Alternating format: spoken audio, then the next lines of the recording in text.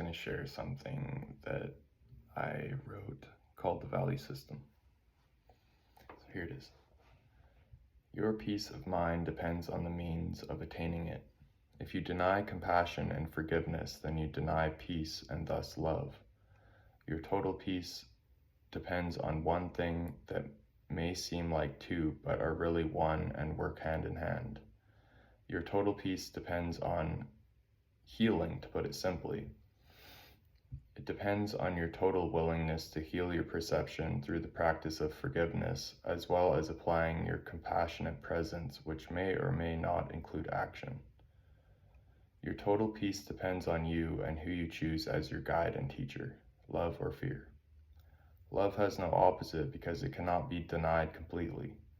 You have and will always exist as love, but to deny it completely is certainly to not exist, which is impossible. Our forms exist and live, but to deny love completely is surely to not live or exist at all. The choice to suffer can never be complete, but the choice to love can. The choice to become loving can be complete. Total willingness to become loving always results in applying the means to peace to your life, because total willingness means that you would do anything to achieve it. You will succeed in the means because the means are natural and inherent within all life everywhere. It is embedded in our bodies, souls, and our source. The means are not easy but very difficult because what you will become is mighty and great. Belief in illusions as reality may obscure the awareness of love and leads to diminishing of aliveness. Peace is necessary as the foundation to recognize the true nature of love, and only when the mind is peaceful may it serve love. Only when you are at peace may you fulfill your destiny and live your purpose, to lead by example in peace. Casting illusions over reality is tempting to some, or unconscious, quite possibly. This temptation is a trail of guilt that you can accept or reject walking. Denial is correct in this sense because to give is to receive, and to accept a replacement for reality is insane and impossible to achieve. When you suffer, ask your guide of love to be a caring presence for you. Ask your guide to assist you in seeing clearly, perceptually, and becoming peaceful. Love is always there, and there is always hope, dear companions of life. Choose to glorify love, and you will recognize that love has always loved you. It always has loved you, but it is you that must love to recognize its glory and experience the blessing of it directly. You have been seeking salvation where it is not if you are not in total peace. Illusion cannot be your salvation because it is merely misguided perception through the lens of judgment and unforgiveness. Reality and truth are on the other side of forgiveness and non-judgment. You may rejoice that the correct perception of life leads one to joy. To fear, which only misguides, illusion is a distractive distortion of reality that is proportionally disruptive to your peace with the amount you hold faith in it as real. Do not be so easily tempted or stubborn. You must value reality and peace to have them. When you find yourself idolizing illusions or being hurt by your own perception of them, or of life, I suppose, gently repeat this thought. Sacred love, I place you in charge of my value system so I may be at peace. Repeat this thought if you are falling into temptation with the willingness to see differently, and you will. You will begin to see love as your salvation and not illusion.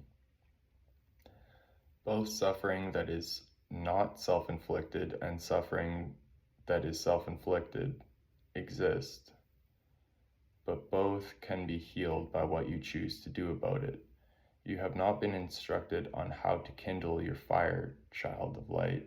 You have not recognized the presence of love that carries you if you have suffered at all, because self-inflicted and externally inflicted suffering may be healed completely by kindling a caring presence of self-love instead of a bitter presence of self-hatred. You have perceived wrongly if you have suffered at all, because correct peaceful perception keeps us wise enough to remain safe. So forgive, dear child of light. Forgive and allow your perception to change from fear to love. Compassion and forgiveness are two sides of the same coin and work hand in hand to guarantee prevalence of peace over suffering. This is because love is so far beyond the opposite of fear that even compassion or forgiveness alone is far beyond the opposite of fear. Do not underestimate love and its way, which is wisdom. It is not easy to become, but it is also perfect peace, infinite power, and ultimate aliveness. Listen to the guidance of Source Love to achieve total peace, and therefore remember love. Your own soul, your own loving soul, is the bridge to the awareness of love and is your certain guide home to yourself as well. Wisdom may take time to become, but it is all that will completely fulfill you.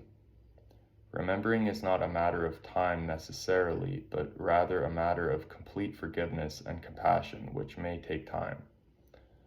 Choose what Source Love would have for you and begin to apply compassion and forgiveness to your life. Everywhere you may search, but only wisdom may quench your thirst, dear child of light. Forever look your eyes towards it and follow your heart. It will never let you down. But it may take time to understand how following it cannot let you down. You may choose to put faith in illusions as reality, but we may also choose to withhold our faith in illusion and even heal miscreations of consciousness and realign them with their healed true nature. Consciousness is within the mind, and this is where peace may be achieved to then serve love. The ego is dreaming our human self, and it is just as real as soul and love. Everything is real. It is just that we have illusions and see existence wrongly, and this may lead to suffering. These forms of separation are very real, but not in the way that we may initially think. The universe is not locally real, for example. In fact, the universe is extremely wise, miraculous, and benevolent. It is a real dream. It is very interesting to Source Love, but less interesting to a sort of ignorant facade of love. To believe an experience you are having to not be there at all in any way can be dissociative and always leads to the neglecting of the real experience you are having. There is nothing wrong with taking time to understand and find peace, to see things clearly before making big decisions about your spiritual path. Overall, follow your own heart. Take time to contemplate these principles and don't follow someone else blindly or some book blindly, because the answer lies within you and not anywhere else. Blessings.